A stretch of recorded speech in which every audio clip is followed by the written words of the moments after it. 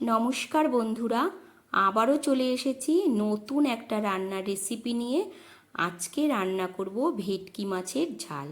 এখানে মাছের মধ্যে নুন হলুদ মাখিয়ে হালকা করে মাছগুলো ভেজে একটা প্লেটের মধ্যে তুলে রেখেছি। আর এখানে নিয়েছি 2 চামচ সাদা সর্ষে, 4 চামচ কালো সর্ষে, নুন আর 7 থেকে 8টা কাঁচা লঙ্কা একসাথে করে বেটে রেডি করে রেখেছি। আর কয়েকটা গোটা কাঁচা লঙ্কা নিয়েছি।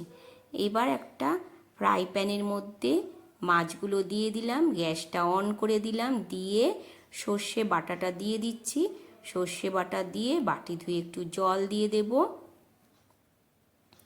জল দিয়ে এবার দিয়ে দিচ্ছি ছোট চামচের 1 চামচ নুন আর দিয়ে দিচ্ছি 1 চামচ হলুদ। এবার ওপর থেকে ভালো করে ছড়িয়ে দেব সর্ষের তেল। একটু বেশি করেই তেলটা দিলাম আর দিয়ে দিচ্ছি কয়েকটা গোটা কাঁচা লঙ্কা। আবারও একটু জল দিয়ে দিলাম, যেহেতু জলটা একটু কম হয়েছিল।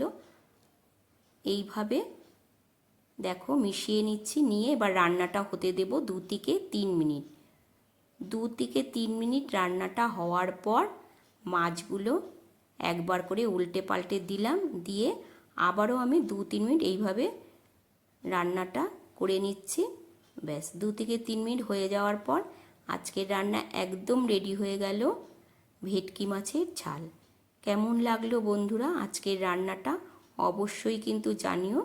এবার একটা প্লেটের মধ্যে নামিয়ে নিচ্ছি। দেখো আজকের রান্না ভেটকি মাছের ঝাল তোমাদের কেমন লাগলো বন্ধুরা অবশ্যই কিন্তু জানিও। আর ভালো লাগলে একটা লাইক কমেন্ট করে দিও।